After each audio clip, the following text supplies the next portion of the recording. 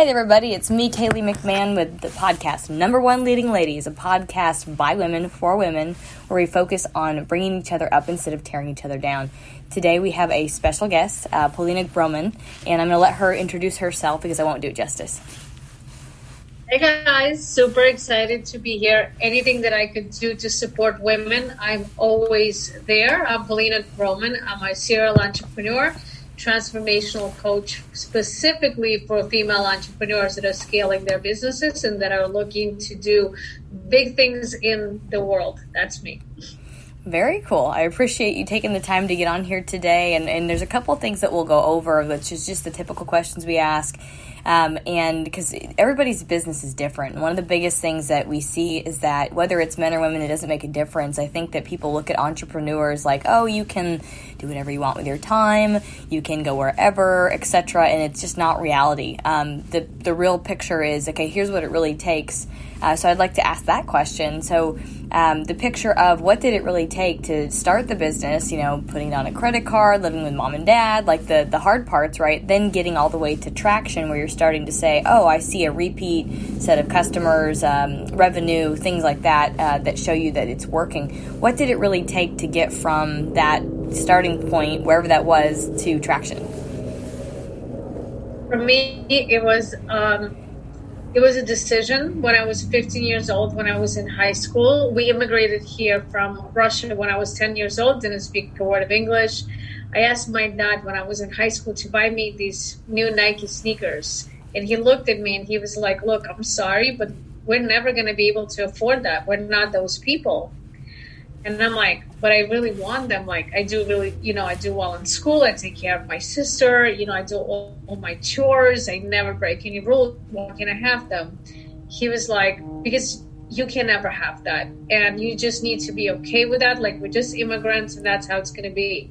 I went to sleep that night crying myself and saying, I'm going to figure out a way. I want to get those sneakers and I want my child ever to feel that.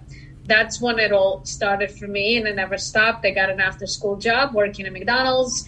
And then when I was 19 years old, I decided to take an internship on Wall Street because my friends told me that people print money there. And I'm like, oh my God, this sounds amazing. I mean, I was working 3 jobs then and going to college. So I decided to try it. I made more money as an intern that summer than both of my parents. I came home and I said, I'm dropping out of college. So it was equivalent to me probably killing them because in their opinion, if you don't go to college, you basically have no chance in life.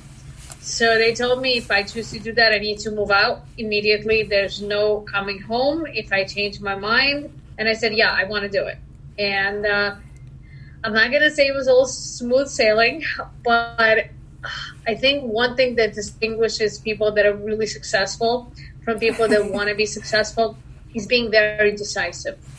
And when things go wrong, not giving up on the dream, not giving up on the vision, holding the space for things to develop before you see them physically, before you can touch them, and really, honoring yourself and just going all in, even on things that don't make sense, that you don't understand, that are really hard, that are out of your level of comprehension, because there's different levels. The levels never stop. But one thing consistently that I could tell you over 23 years that I've done, and I'm doing it now, is you can't compare yourself to other people. You can't play the victim, when things go wrong. You really have to decide, like, I'm going to be successful no matter what.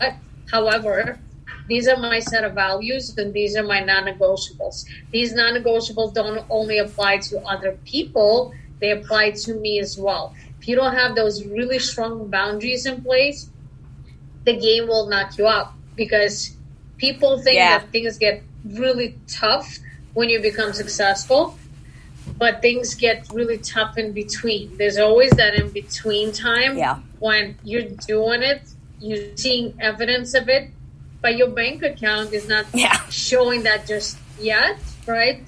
And it may seem like you want to jump ship to another shiny object, that you may want to focus on something else really quickly. Women are very, very multifaceted. They do have ability, and I've worked with some phenomenal men in my life in different projects. Nothing wrong with men. I'm not against men. I think that they're phenomenal men that I learned from. My mentor is a male, so nothing against men. But women have an ability to multitask and to intuitively do a lot of things. We don't know how to navigate that ability, so a lot of times we will take on more things that we can handle on our plate because we want to please everyone. And then we're living in a state of being resentful. So one thing that I would say consistently that has served me, that has continued to serve me, is make that commitment to yourself, that unwavering commitment, but don't forget who you are, because it's very easy to get lost in entrepreneurial shuffle, and you can become successful, much, much more successful than you could even imagine, because there's different levels to it all, right? But just don't forget why you're doing this and who you are at the same time, because that's just as important as the monetary gains that will surely come your way when you line up your vision, your unwavering belief that you won't stop, and your dedication. When you line those things up with a skill set, you will succeed, no questions asked, regardless of the business. But if you waver on the values, you will be tested in a completely different way, where at every level you will be tested. So the work never stops. Work on yourself doesn't stop. And the work is good. You want to welcome that. You want to welcome the opportunity to get to know yourself, because as a woman, you have a lot of layers. You have a lot of skill sets. You have a lot of gifts. And no one teaches us how to, tap into those parts of ourselves. And if you don't allow yourself to fail, to cry, to fall down, to get up, and not to attach your worth to it, because a lot of times we'll be like, I miserably failed at XYZ, and I don't want to do it anymore. That's not an attitude of a winner. Whether you like, Kobe Bryant or not, but as an athlete, he was a phenomenal athlete, because so was Michael Jordan. So if you look at any phenomenal athlete, it's not just a skill. It's that dedication of waking up and just going at it no matter what's happening. And, for a lot of women, what I see that come to me in a coaching space is they're successful in a traditional sense. They've hit those 6 figures. And they don't understand that in order to go to the next level, you actually have to let go. And that's a really, really hard notion to wrap our brains around, because women like to control things. Women for generations were taught that it's our job to nurture everyone. So we want to help everybody and their families and their cousins and our high school friends, right?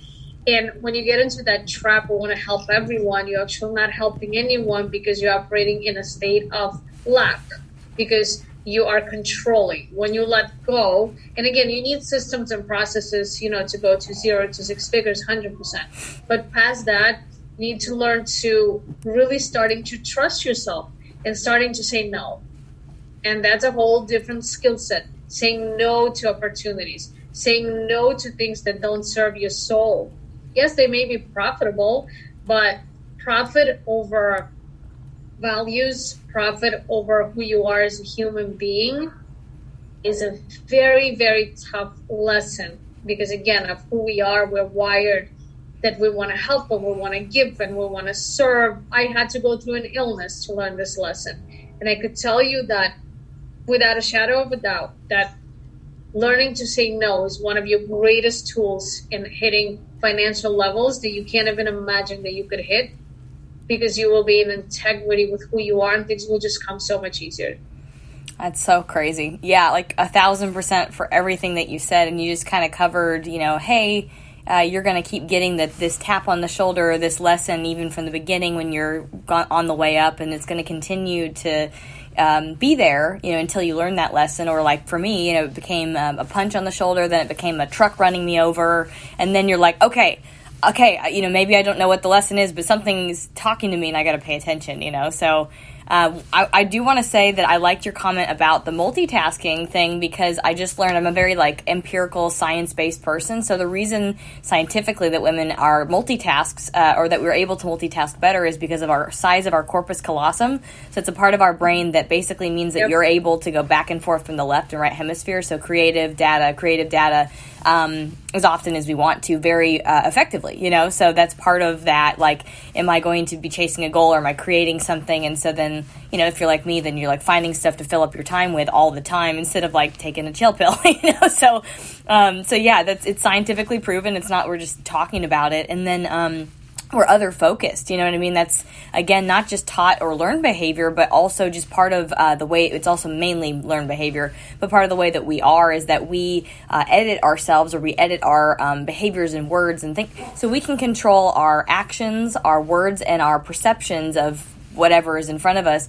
And we control that because we're other focused, and we want to control those things to appeal and not be told no, and not be told, you know, that you're not acceptable, or whatever. And so like, that's part of us that we have to kind of, like you said, turn off and create boundaries and be very specific with, like, you know, what we don't need to do that. You know, we instead can figure out who we are and say, no, this is what I'm going to do. And so I have this challenge actually in my life right now, and I'm sure other ladies and men that are listening to this later, like they're going to hopefully say, yeah, me too. Where, for example, you kind of take a step back and you go, I'm okay with money. I'm comfortable. So I don't need to do this. And I don't really know these people. And normally when I like look at a partner, for example, that's been my biggest like scary thing I've gone through. I didn't have a scarcity mindset going into it. I was like, bah! You know, just partner with whoever. And then that bit me hard. So now I'm kind of a little more reserved. But, you know, trying to figure out, like, why did these people come to me? You know, like, I don't really know them. Normally I travel with a partner, we go through some stuff, and I see how they react in a bad situation, or like how they deal with stress. Is that good for me in my life and what I'm trying to accomplish with being, you know, on my mere peaceful, proud, influential, confident, like, are these things that they're doing, is that good for me, you know? And so 100%, it's really hard, I think, personally in maybe America, or I don't know, maybe with the hustle phase of building something, to kind of take a step back sometimes and be able to go, does this align with my boundaries? Does this align with what I want to create? Are we on the same train, you know? So I'm kind of, I'm running a deep search background check, you know, on everybody to decide if I want to do it, because I can actually, anyway, but point is like, you always have to kind of try to look at things that way. So how did you find your boundaries? How did you find those things where you could say for sure, yeah, like there's a fork in the road, no and yes? Well, for me, it wasn't graceful. It was, I would do absolutely anything and everything to generate revenue. So I learned really early on that like cash is king. Whatever you're doing in a startup, I got into the startup world. I had a recycling company. So my company used to pick up used cooking oil from restaurants and recycle it to biofuel. At that time, my husband and I, who was my boyfriend then, just met. We were kind of doing this project together, and I just needed to prove myself in my mind. I needed to prove myself, and I needed to be a valuable asset, and I, you know, worked so hard and blah, blah, blah, blah, blah. We grew this company. And then one of our competitors, I negotiated the deal. I brought every buyer to the table when we were selling it as feedstock. And then the industry was changing very rapidly. And one of our competitors, I pitched him to buy the company, and he decided to go for it. We sold the company for 7 figures in under 18 months.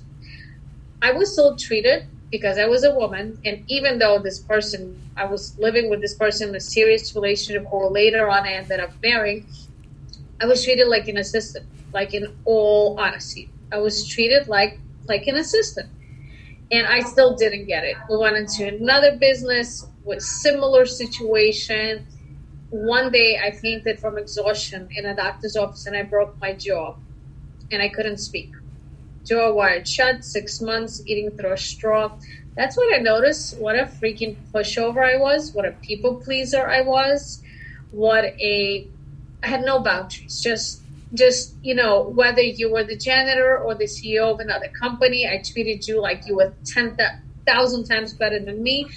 It comes from my culture. When I was growing up, I was taught that that's how you respect people and that's how you treat them. And I had a lot of people on payroll that didn't do anything. They were just friend of a friend. I felt bad for them because they had a family and blah, blah, blah, blah, blah. And again, in my personal relationship, I noticed how much I was doing and like getting nothing. When I say nothing in return, yes, I was being compensated financially, but like as a human being, it was a very disbalanced thing. So I promised myself that when I could speak again, I'm going to speak my truth more. I'm going to be more honest. And I started doing that. It didn't go very well. It wasn't one of those things that you read in a blog of like, oh, I found my voice and it was amazing. No, it was actually the opposite. By that time, I was married already. Me and my husband started having problems because I was speaking up, because I didn't speak up for the first 10 years of our relationship. I was a pushover. My business partners would be like, who are you? Like, we don't like this person. You're loud, you're bitchy, you're this. Like, all of these things that came with just me setting up the same boundaries that everybody already had in place. But just because they happened to be male and they kind of like understood each other, the same kind of ask that came from me was, completely misaligned, came in a different package. And I noticed that I would constantly and consistently feel bad. And I felt like maybe, I need to do more to prove that like I'm worth the seat at the table. And again, it was cultural upbringing, my childhood, other things that I needed to heal within myself. And what I started learning, I got really, really into personal development, and I started learning that there are no other people. And that's one of the greatest lessons that I learned in my life. I'm currently writing a book, and it's one thing that I'm really big on is there are no other people. It's always you versus you. So if someone cheats you in a partnership, where are you being unfaithful to yourself? Having that radical, honest responsibility where like no one can hurt me.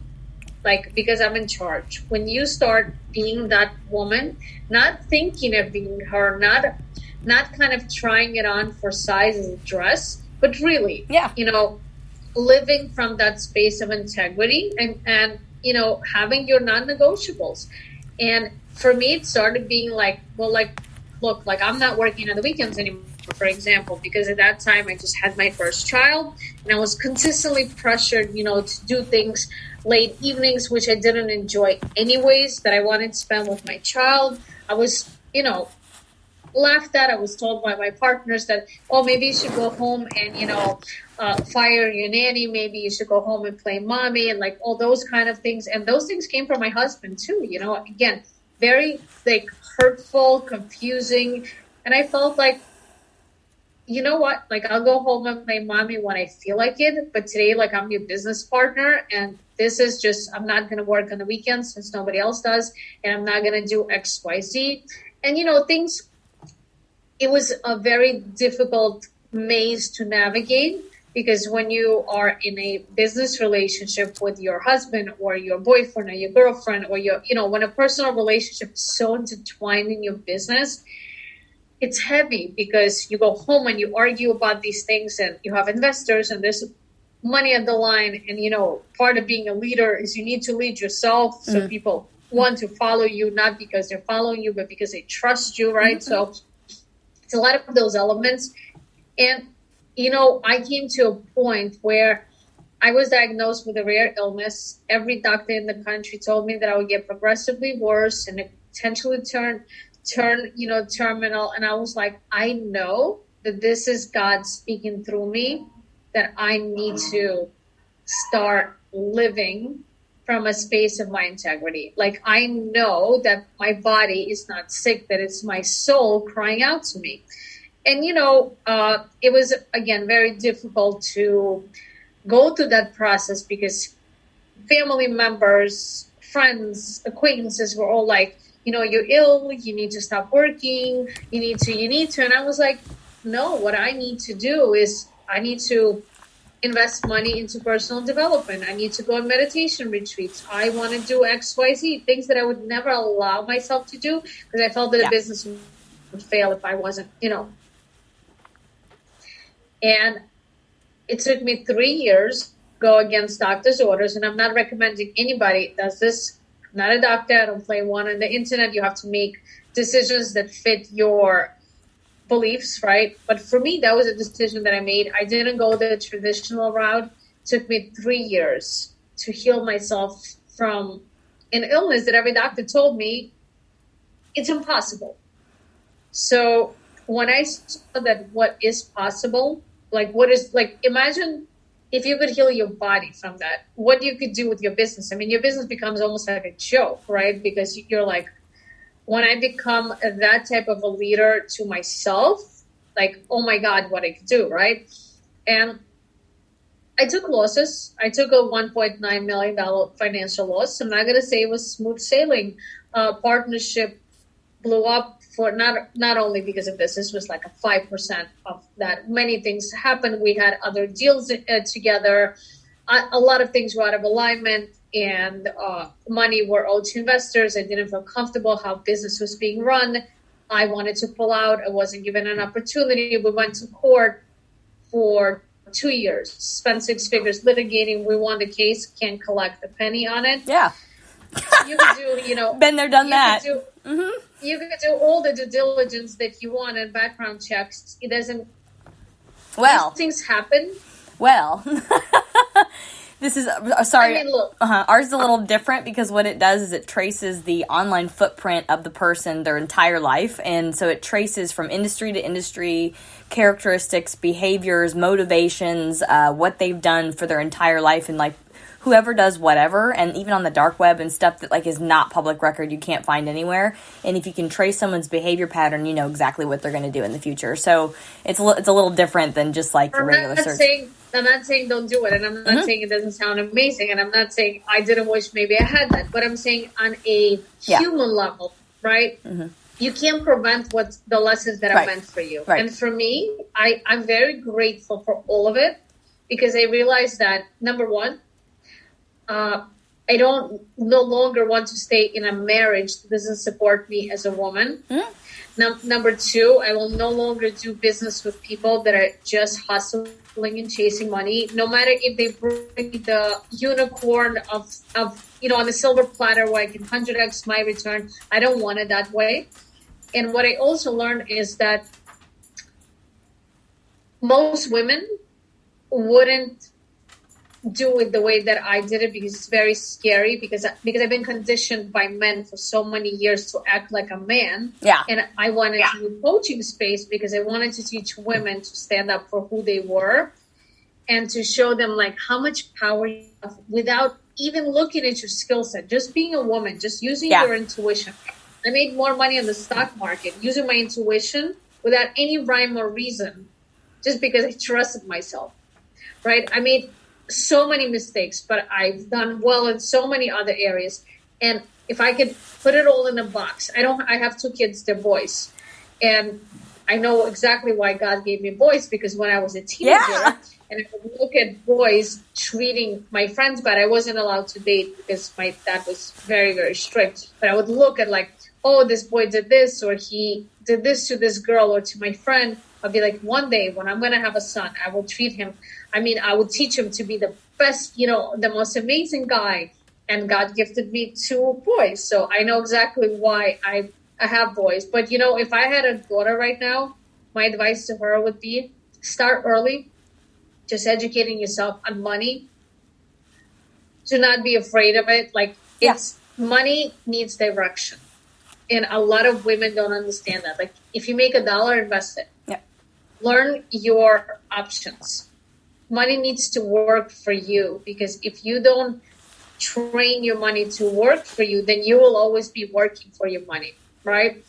And also, it's okay to fail. It's okay to go through lawsuits. It's okay. It's part of, like, every successful person will tell you, oh yeah, like I've been through that. And we look at it as like, oh, it's this epic failure. Next time I'm not going to do that. Maybe next time you'll do it different, but you'll still have a similar experience.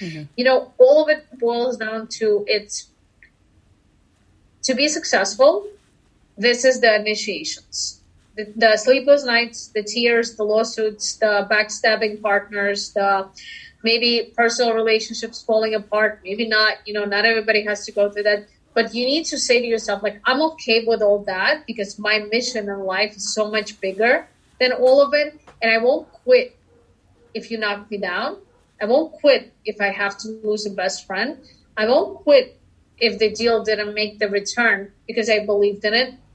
And most importantly, I will not speak down to myself. I will not belittle myself. I will not allow myself to get depressed. Yeah, I can have a breakdown. Sure, human. But I won't allow myself to stay there because there's way too many people that I can help by keep on walking forward. When you make it about other people, not about money, not about you, not about, oh my God, how could they do this to me? But when you're like, there are millions of people that I can help just by being myself, just by taking one foot in front of the other, failing and getting up and walking toward where I know I'm needed.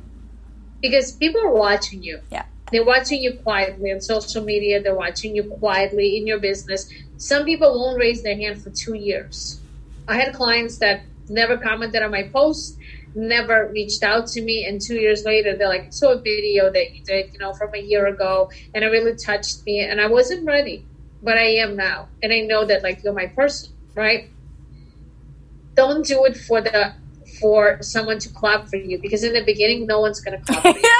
That's right. Right? You just keep going. Like, I've got this group and it's just like people leave and come and I'm like, this is how we're doing it. This is what I see changing.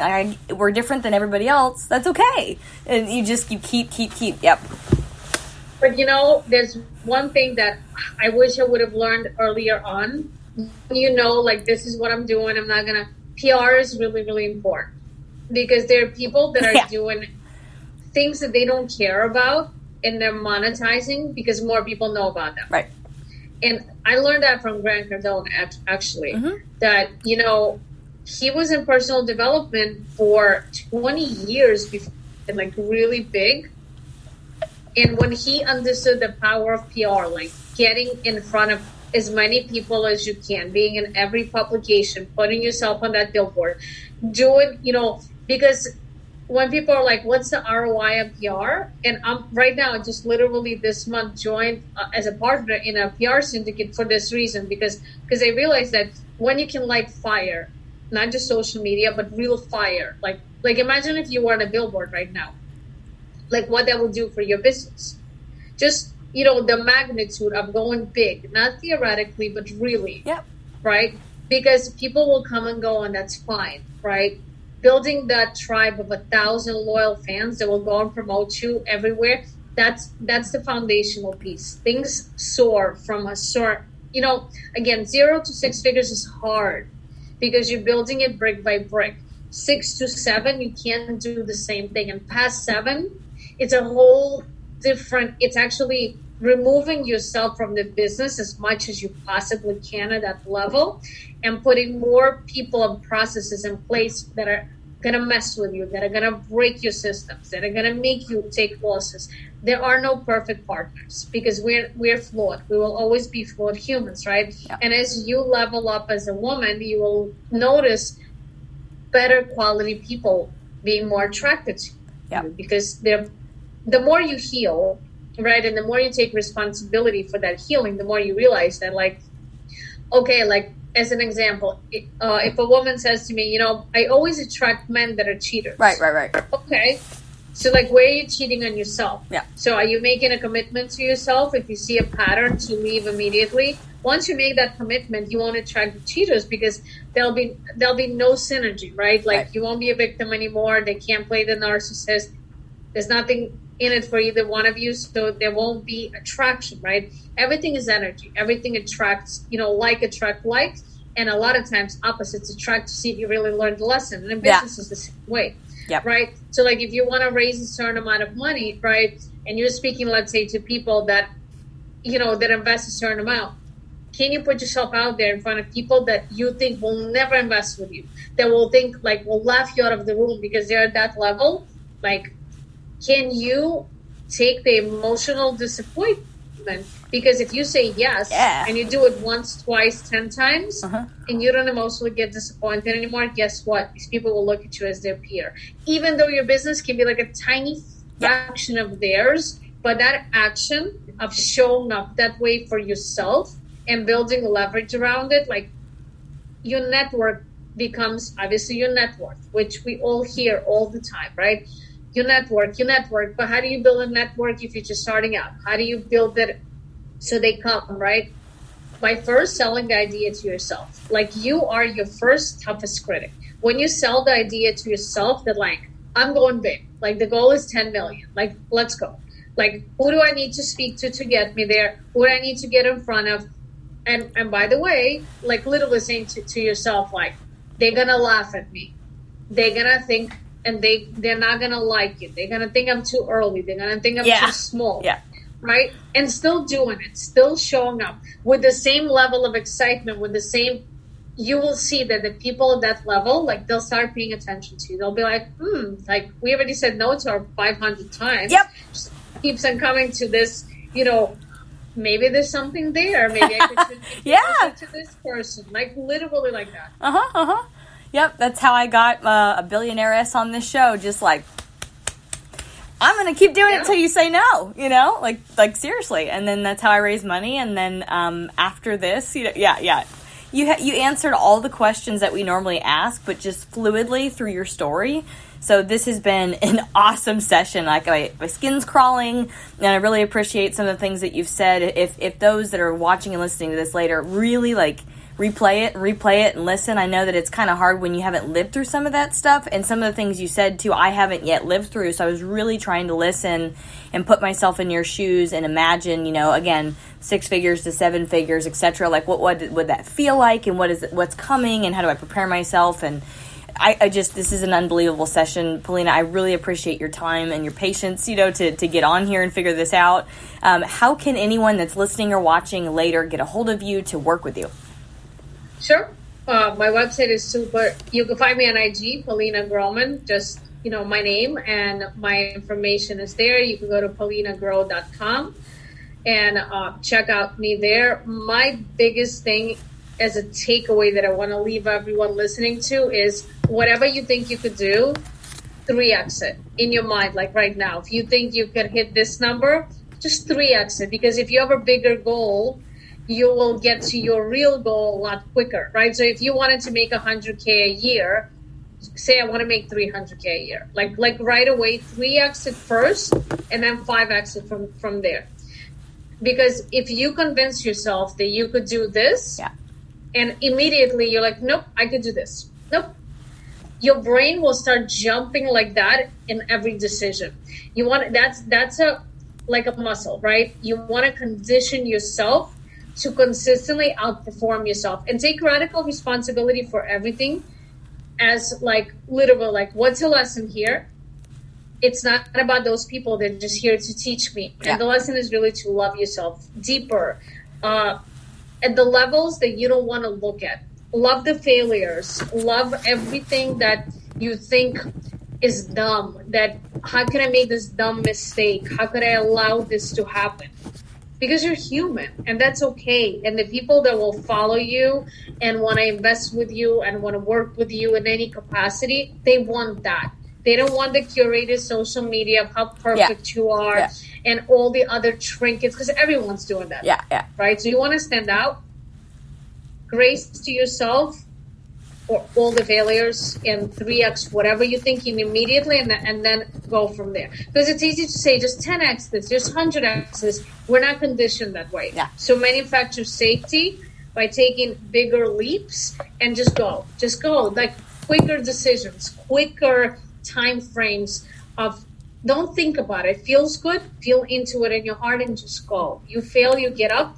It's not going to hurt as much next time. You scrape your knees as a child, right? Once, twice, and the 10th time, you're like, whatever, right? Kids don't think about things for so long. They don't, just be that child. Allow yourself to that grace. And as a woman, oh my God, the type of power that you have. Like, you cannot even imagine. How old are you?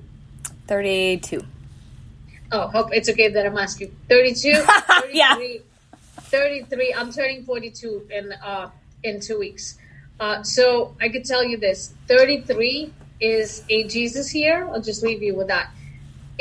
Across every religion, across every myth and theology, it says that at 33, we have a huge transformation. That's when I broke my jaw to find my voice. I know a lot of women that stepped out of their shadow.